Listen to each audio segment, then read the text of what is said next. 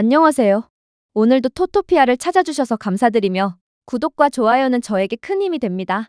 첫 번째 경기는 바이에른 뮌헨 대 라이프치히입니다. 바이에른 뮌헨은 케인을 중심으로 공격 완성도와 올리세, 나브리의 측면 폭발력을 앞세워 홈에서 강력한 공격력을 발휘합니다. 중원 압박과 빠른 전환을 통해 상대 빌드업을 흔들고 공을 탈취한 뒤에는 결정적인 득점 기회를 만드는 능력이 탁월합니다. 특히 후반 체력 유지력이 뛰어나 체력적으로 밀리지 않는 점은 라이프치히와의 경기에서도 큰 강점으로 작용합니다. 전방 압박과 측면 전환을 적절히 조합해 경기 흐름을 주도할 수 있다는 점은 바이에른 승리 확률을 한층 높여줍니다.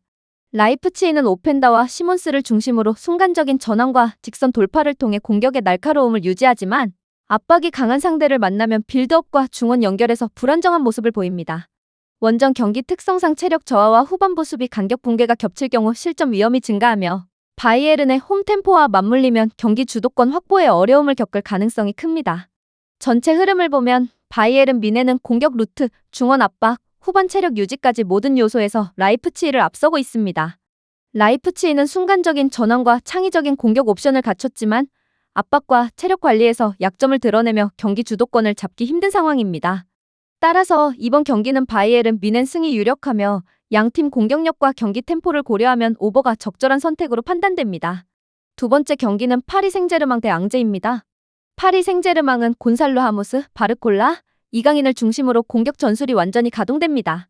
하무스는 박스 안 위치 선정과 제공권에서 강점을 보이며 단숨에 득점을 결정할 수 있는 능력을 갖췄고, 바르콜라는 좌측에서 스피드를 활용한 돌파와 컷 인플레이로 상대 수비 라인을 흔듭니다. 이강인은 중원에서 볼 운반과 패스 전개를 책임지며 순간적인 시야, 전환으로 공격 템포를 끌어올리는 핵심 역할을 수행합니다. PSG는 전방 압박과 빠른 전개로 경기 초반부터 상대를 완전히 압도할 수 있는 화력을 갖추고 있어 득점 기회 창출이 수월합니다. 반면 앙제는 무통의 결장으로 전방 공격 루트가 제한적이며 르폴과 체리프의 전개도 PSG의 압박 속에서 제 성능을 발휘하기 어렵습니다. 수비 전환에서 간격이 벌어지고 후반 체력 저하가 겹치면서 집중력이 떨어지는 패턴이 반복되기 때문에 원정 경기에서 흐름을 가져오기 힘든 상황입니다. 강팀을 상대로는 후반으로 갈수록 실점 위험이 높아질 가능성이 큽니다. 전체 흐름을 보면 PSG는 공격 3인방의 조합과 전방 압박, 빠른 전환으로 경기 주도권을 쥐고 득점 기회를 다수 만들어낼 수 있습니다. 앙제는 공격 옵션 제한과 체력 부담으로 PSG의 압박을 견디기 어렵습니다. 따라서 이번 경기는 파리 생제르맹 승이 유력하며 공격이 활발할 가능성이 높아 오버를 추천합니다. 세 번째 경기는 웨스트햄 대 첼시입니다. 웨스트햄은 필크루크, 제로드 보엔, 루카스 파케타를 중심으로 공격 전술이 가동됩니다. 필크루크는 제공권과 포스트 플레이에서 강점을 보이며 상대 수비진 사이에서 결정적인 득점 기회를 창출할 수 있습니다. 보엔은 측면에서 빠른 돌파와 날카로운 슈팅으로 상대 뒷공간을 공략하며 공격 루트를 다양화합니다. 파케타는 이선에서 전진 패스와 볼키핑으로 공격 전개를 조율하지만 상대 압박이 강하면 볼 운반 과정에서 불안함을 드러낼 수 있습니다.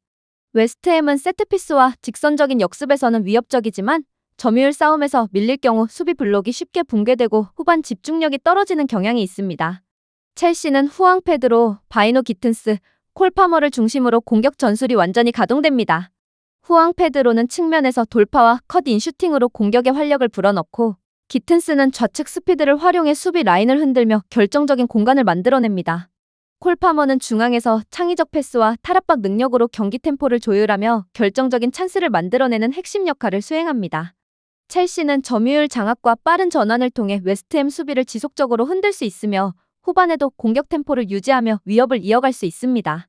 전체 흐름을 보면 웨스트햄은 직선적인 공격 루트와 역습에서 위협적이지만 압박을 받으면 빌드업이 흔들리고 후반 체력 저하로 집중력이 떨어질 가능성이 있습니다. 첼시는 측면 돌파와 중앙 전개를 결합한 다양한 공격 루트와 점유율 장악 능력을 바탕으로 경기 흐름을 주도할 수 있습니다. 이번 경기는 첼시가 주도권을 쥐고 승리를 가져갈 가능성이 높으며 오버 또한 유력한 선택으로 판단됩니다. 네 번째 경기는 레알 베티스 대 알라베스입니다. 베티스는 에르난데스, 로셀소, 아이토르 루이바를 중심으로 공격 전술이 가동됩니다. 에르난데스는 박스 안에서 순간적인 속도와 슈팅 타이밍으로 상대 수비를 흔들 수 있지만 결정적인 장면에서 마무리 기복이 존재합니다. 루이발은 측면에서 드리블 돌파와 압박 회피 능력으로 변화를 주지만 크로스 완성도가 일정치 않은 편입니다. 로셀소는 중원에서 볼 배급과 전진 패스로 공격 전개를 이끌며 순간적인 템포 전환으로 화력을 불어넣습니다. 다만 베티스는 집중력 저하와 불안정한 경기 운영이 반복되면서 승부를 단번에 마무리하지 못하는 경향이 있습니다. 알라베스는 토니 마르티네스를 중심으로 단순하지만 강력한 제공권 활용을 구사하며 카를로스 아레나와 종구리디가 중원과 전방 압박에서 균형을 잡아 조직력을 유지합니다. 개막전에서 보여준 투지와 짜임새 있는 움직임은 이번 원정에서도 쉽게 무너지지 않을 힘을 보여줍니다. 특히 더운 날씨 속 활동량 싸움이 경기 흐름의 변수를 결정할 가능성이 높습니다. 전체 흐름을 보면 베티스는 개별 역량이 뛰어나지만 결정적인 순간 집중력 약점이 존재하고 알라베스는 조직력과 투지로 균형을 잡아 팽팽한 흐름을 만들어낼 수 있습니다. 따라서 이번 경기는 양팀이 접전을 이어가는 가운데 쉽게 승부가 갈리지 않을 것으로 보입니다. 공격 효율과 체력, 심리적 요소까지 고려하면 무승부 시나리오가 현실적인 결과로 떠오르며 경기 전체 득점은 제한적일 가능성이 높아 언더가 적절한 선택입니다. 다섯 번째 경기는 맨체스터 시티 대 토트넘입니다. 맨시티는 홀란드, 도쿠, 베르나르두 실바를 중심으로 공격 전술을 전개합니다. 홀란드는 박스 안에서 제공권과 결정력으로 언제든 득점을 노릴 수 있으며 도쿠는 폭발적인 드리블과 순간 가속으로 측면 공간을 파괴합니다. 베르나르두 실바는 중원과 측면을 오가며 창의적인 패스로 템포를 조율하고 무엇보다 맨시티는 안정된 빌드업과 강력한 전방 압박으로 홈에서 상대를 압도하는 힘을 보여줍니다. 토트넘은 히샬리송, 쿠두스, 사르가 핵심입니다. 히샬리송은 제공권과 마무리가 뛰어나지만 압박 저항력이 부족해 고립될 위험이 있으며 쿠두스는 돌파와 슈팅으로 위협을 주지만 후반부 체력 저하가 문제로 작용합니다. 사르는 활동량으로 중원을 지탱하지만 맨시티의 강한 점유율 앞에서는 공격 기여도가 줄어들 수 있습니다. 전환 속도에서는 강점을 보이지만 빌드업 안정성과 박스 안 세밀한 마무리에서 한계가 드러납니다. 전체적인 흐름을 보면 맨시티가 전술적 응집력과 다양한 공격 루트를 바탕으로 주도권을 쥘 가능성이 크며 토트넘은 역습에서 순간적인 위협을 보이더라도 후반 집중력 저하가 발목을 잡을 수 있습니다. 홈 분위기와 경기 템포를 합쳐보면 맨시티의 승리와 오버 쪽이 좀 더 설득력 있어 보입니다. 여섯 번째 경기는 레버쿠젠 대 호펜하임입니다. 레버쿠젠은 시크, 텔라, 안드리히를 중심으로 공격 전술을 전개합니다. 시크는 제공권과 문전 마무리로 페널티 박스 안에서 결정적인 순간을 만들고 텔라는 폭발적인 스피드와 직선 돌파로 측면 공간을 열며 컷백과 뒷공간 침투도 수행합니다. 안드리히는 강한 압박과 넓은 활동 반경으로 중원을 장악하고 세컨드볼과 후방 빌드업 안정성까지 책임집니다. 3백을 기반으로 압박 강도를 높이고 빠른 패스 전환으로 상대 수비 라인을 흔드는 능력이 뛰어나며 홈에서는 경기 초반부터 주도권을 확보하는 경향이 있습니다. 호펜하임은 아슬라니, 램폴레, 크라마리치를 중심으로 전술을 운영합니다. 아슬라니는 안정적인 볼 배급을 담당하지만 강한 압박에 약하고 램펄레는 돌파와 드리블로 위협하지만 마무리 정확도가 일정하지 않습니다. 크라마리치는 연계와 슈팅이 가능하지만 체력과 압박 대응에서 날카로움이 떨어집니다. 점유율 유지에는 강점이 있지만 빠른 전환과 강한 압박에는 수비 라인이 흔들리고 후반 집중력이 떨어지는 경향이 있습니다. 전술적 완성도와 체력을 종합하면 레버쿠젠이 우위를 점하고 있으며 승리 가능성이 높고 오버로 이어질 가능성도 충분합니다. 일곱 번째 경기는 프랑크푸르트 대 베르더 브레멘입니다. 프랑크푸르트는 부르카르트, 도안니츠, 샤이비를 중심으로 공격 전술을 전개합니다. 부르카르트는 페널티 박스 안에서 위치 선정과 마무리 능력으로 득점을 책임지며 도안니츠는 이선에서 공격 전환과 연계 속도를 끌어올리며 중앙과 측면을 오가며 공격의 연결고리 역할을 수행합니다. 샤이비는 중원에서 넓은 활동량과 안정적인 패싱으로 템포를 조율하며 압박과 전개 모두에서 안정적인 기여를 합니다. 프랑크푸르트는 전방 압박과 빠른 전환 공격을 결합해 홈에서 경기 흐름을 주도할 준비가 되어 있습니다. 후반으로 갈수록 템포를 올려 상대 수비 간격이 벌어지는 순간을 집중적으로 공략할 수 있습니다. 반면 베르더 브레멘은 그릴, 은진마, 슈미트를 중심으로 전술을 운영합니다. 그릴은 중원에서 수비 안정성을 확보하지만 전환 과정에서는 단순 배급에 머물고 은진마는 측면에서 공격을 시도하지만 수비 가담이 부족해 뒷공간을 열어주는 경우가 많습니다. 슈미트는 이선에서 드리블과 중거리 슛으로 변화를 주려 하지만 강한 압박 속에서는 고립되어 영향력이 떨어집니다. 후반으로 갈수록 체력 저하로 수비 집중력이 무너지는 약점이 반복됩니다. 전술적 완성도와 체력, 홈 이점을 종합하면 프랑크푸르트가 우위를 점하고 있습니다. 압박과 빠른 전환을 결합한 공격 루트가 다양하며 부르카르트의 결정력까지 더해져 승리를 가져갈 가능성이 높습니다. 또한 경기 흐름은 오버 경향으로 이어질 가능성이 충분합니다. 여덟 번째 경기는 프라이부르크 대 아우크스부르크입니다. 프라이부르크는 휠러, 그리포, 에게슈타인을 중심으로 공격 전술을 전개합니다. 휠러는 최전방에서 침투와 마무리로 상대 수비를 흔들고, 그리포는 좌측에서 날카로운 크로스와 세트피스로 공격 루트를 다양화하며 중거리 슛으로 추가 위협을 제공합니다. 에게슈타인은 중원에서 활동량과 정확한 패싱으로 경기 템포를 조율하며 압박 상황에서도 안정적인 볼 연결을 책임집니다. 프라이부르크는 측면 활용과 빠른 전환 공격, 전방 압박을 결합해 홈에서 경기 흐름을 주도할 것으로 예상됩니다. 반면 아우크스부르크는 무니에, TF, 야키치를 중심으로 전술을 운영합니다. 무니에는 측면에서 공격을 시도하지만 수비 가담이 늦어 균형이 흔들리고, TF는 마무리 정확도가 일정치 않고 볼 소유가 불안정합니다.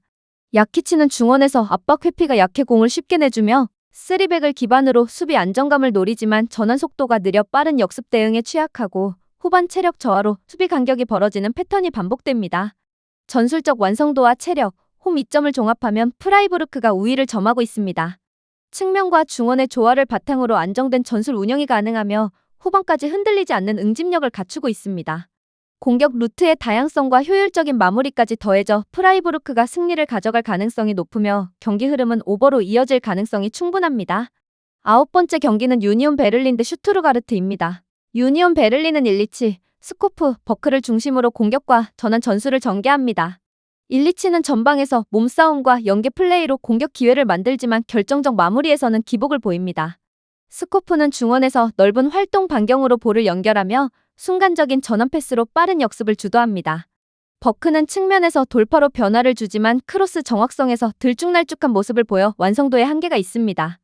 유니온은 탄탄한 수비 블록과 간결한 전환 플레이를 결합해 홈에서 경기 흐름을 안정적으로 주도할 준비가 되어 있습니다. 반면 슈투트가르트는 볼테마드, 르웰링, 스틸러를 중심으로 전술을 운영합니다. 볼테마드는 제공권과 포스트 플레이에서 강점을 보이지만 강한 수비 압박에 고립될 수 있습니다. 르웰링은 빠른 침투와 활동량으로 뒷공간을 위협하지만 슈팅 효율성이 떨어지고, 스틸러는 중원에서 안정적인 배급과 전환으로 경기 템포를 조율하며 밸런스를 유지합니다. 슈투트가르트는 점유율과 안정적 전개에서 우위를 보이지만 최전방 마무리 단계에서 날카로움이 부족하며 후반 체력 저하로 실점 위험이 높아지는 패턴이 반복됩니다. 전술적 균형과 체력, 홈 이점을 종합하면 양팀 모두 수비 조직력이 견고하고 공격 마무리에서 기복이 있어 팽팽한 흐름이 예상됩니다. 유니온은 안정적인 수비와 간헐적 역습으로 균형을 유지하고, 슈투트가르트는 점유율로 주도권을 잡으려 하지만 마지막 결정력 부족으로 흐름을 확실히 가져가기 어렵습니다. 결국 이번 경기는 무승부, 언더 가능성이 높습니다. 10번째 경기는 하이덴하임 대 볼프스부르크입니다. 하이덴하임은 지브지바체, 시엔자, 도어시를 중심으로 공격 전술을 전개합니다. 지브지바체는 전방에서 힘있는 돌파와 제공권 경합으로 득점 기회를 노리지만 압박 강도가 높을 때 고립되기 쉽습니다. 시엔자는 측면에서 활발하게 움직이며 크로스를 시도하지만 세밀함이 부족해 완성도가 떨어집니다. 도어시는 중원에서 빌드업의 중심을 맡아 안정적인 볼 배급을 시도하지만 전개 속도가 느려질 때 상대 압박에 끊기는 장면이 잦습니다. 하이덴하임은 수비 블록을 내리고 역습을 활용하는 흐름을 유지하지만 공격 루트의 다양성이 부족한 약점을 갖고 있습니다. 반면 볼프스부르크는 페시노비치, 스코프 올센, 마예르를 중심으로 전술을 운영합니다. 페시노비치는 박스 안에서 위치 선정과 마무리 능력이 강점이지만 활동 반경이 좁습니다. 스코프 올센은 중원에서 전방으로 빠른 패스를 투입하며 세컨드볼 장악에 기여하고, 마예르는 좌측에서 돌파와 컷인으로 위협을 만들지만 팀 템포가 떨어지면 고립되는 경우가 많습니다. 볼프스부르크는 점유율을 바탕으로 경기를 풀어가지만 박스 근처에서 세밀함과 마무리가 부족해 결정력이 흔들리는 흐름이 반복됩니다. 결과적으로 양팀 모두 공격의 세밀함과 후반 집중력의 약점을 지니고 있어 쉽게 균형이 깨지지 않을 전망입니다. 후반으로 갈수록 체력 저하와 전술 단순화가 겹치며 득점 기회는 제한적일 가능성이 높습니다. 결국 이번 경기는 서로의 단점을 상쇄하며 무승부 가능성이 높으며 경기 전체적으로 언더 성향이 나타날 가능성이 가장 현실적입니다. 11번째 경기는 본머스 대 울버햄튼입니다. 본머스는 에바니우송, 세메뇨, 타버니어를 중심으로 공격 전술을 전개합니다. 에바니우송은 최전방에서 탄력적인 침투와 민첩한 슈팅으로 득점을 노리지만 강한 압박이 들어올 때 순간적인 위치 선정이 중요한 상황이 발생합니다. 세메뇨는 측면에서 폭발적인 스피드와 드리블 돌파로 수비 간격을 흔들고 컷인 슈팅으로 공격 변화를 만들어내지만 수비의 집중력이 높으면 위력은 제한됩니다. 타버니어는 중원에서 템포를 조율하며 세트피스와 중거리 슛으로 결정적인 킬패스를 공급하지만 상대가 강하게 압박하면 안정적인 배급이 어려워질 수 있습니다. 본머스는 전방 압박과 빠른 전환을 결합해 홈에서 경기 흐름을 주도하며 페널티 박스 안집요한 움직임과 세컨드볼 회수로 상대 수비를 지속적으로 흔드는 특징이 있습니다. 반면 울버햄튼은 라르센, 벨가르드, 주앙 고메스를 중심으로 전술을 운영합니다. 라르센은 제공권과 위치 선점에서 강점을 보이지만 활동 반경이 좁아 압박이 강하면 쉽게 고립됩니다. 벨가르드는 중원 연결 역할을 수행하지만 강한 압박 속에서는 안정성이 떨어지고, 주앙 고메스는 투지 있는 수비와 전방 압박으로 팀 밸런스를 유지하지만 무리한 태클로 파울을 범하는 경우가 많습니다. 울버햄튼은 전개 속도가 느리고 공격 루트가 단조로워 득점 전환이 낮으며 원정에서는 수비 라인이 흔들리고 후반 집중력이 떨어지는 약점이 반복됩니다. 결과적으로 양팀 전술과 체력, 홈 이점을 종합하면 본머스가 우위를 점하여 승리 가능성이 높으며 언더가 예상되는 경기입니다. 12번째 경기는 브렌트퍼드 대 에스턴 빌라입니다. 브렌트퍼드는 치아구, 루이스 포터, 밀란보를 중심으로 공격 전술을 전개합니다. 치아구는 전방에서 빠른 침투와 정확한 위치 선점으로 상대 수비를 흔들며 세컨드볼 상황에서도 마무리를 시도합니다. 포터는 좌측에서 과감한 드리블과 컷인 슈팅으로 공격 루트를 다양화하고 활동량으로 수비 전환에도 기여합니다. 밀란보는 중원에서 안정적인 빌드업과 전환 패스를 통해 경기 흐름을 조율하며 압박을 흘려내는 능력도 갖췄습니다. 브렌트퍼드는 홈에서 강한 압박과 빠른 역습으로 경기 흐름을 주도하지만 마무리 과정에 세밀한 부족은 과제로 남습니다. 아스톤 빌라는 와킨스, 로저스, 틸레만스를 중심으로 공격을 전개합니다. 와킨스는 순간적인 공간 침투와 박스 안결정력으로 상대 수비를 위협하고, 로저스는 드리블과 볼 운반으로 공격 전개를 다양화합니다. 틸레만스는 중원에서 패싱과 시야를 활용해 전진을 돕지만 강한 압박 속에서는 템포가 흔들릴 수 있습니다. 또한 주전 센터백 콘사의 결장은 빌라의 수비 안정성에 불안을 더합니다. 양팀 모두 압박과 전개 속도에서 강점을 지니지만 마무리와 후반 집중력에서는 기복이 있습니다. 브렌트퍼드의 빠른 역습과 아스톤 빌라의 공격 연계가 맞붙으며 경기 내내 치열한 공방이 이어질 전망입니다. 후반으로 갈수록 체력 부담과 신중한 운영이 겹쳐 득점 기회는 제한될 가능성이 높습니다. 결과적으로 양팀의 전술적 장점과 단점이 서로 상쇄되며 쉽게 승부가 갈리지 않습니다. 경기 흐름을 종합하면 무승부 가능성이 높고 언더가 예상됩니다. 마지막 13번째 경기는 벌리 대 선덜랜드입니다. 벌리는 포스터, 앤서니, 로렌트를 중심으로 공격 전술을 전개합니다. 포스터는 최전방에서 제공권 경합과 1차 압박을 맞지만 고립되는 시간이 길어 공격 연결이 끊기는 경우가 많습니다. 앤서니는 좌측에서 왕성한 활동량으로 크로스를 시도하지만 결정적인 장면에서 정확도가 떨어져 파괴력이 제한적입니다. 로렌트는 중원에서 수비 커버와 볼 배급을 병행하지만 압박 강도가 높아지면 탈압박 능력이 부족해 흐름을 끊기는 약점이 나타납니다. 벌리는 5명의 수비 블록을 유지하며 역습을 전개하지만 전방 공격수에게 볼이 제대로 연결되지 않는 단조로운 패턴이 반복됩니다.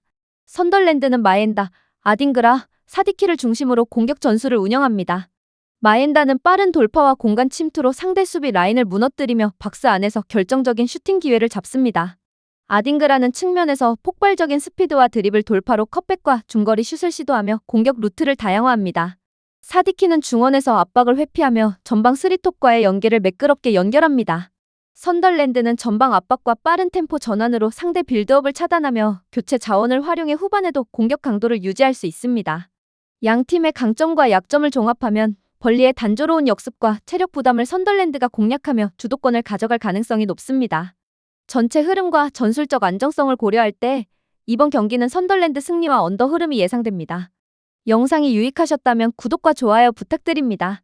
토토피아에서는 적중률 높은 조합픽과 주력픽을 무료로 제공하고 있으며 8월 이벤트도 진행 중이니 많은 관심 부탁드립니다. 문의는 영상 하단 고정 댓글에 링크 확인해 주시길 바랍니다. 오늘도 시청해 주셔서 감사드리며 즐거운 하루 보내세요.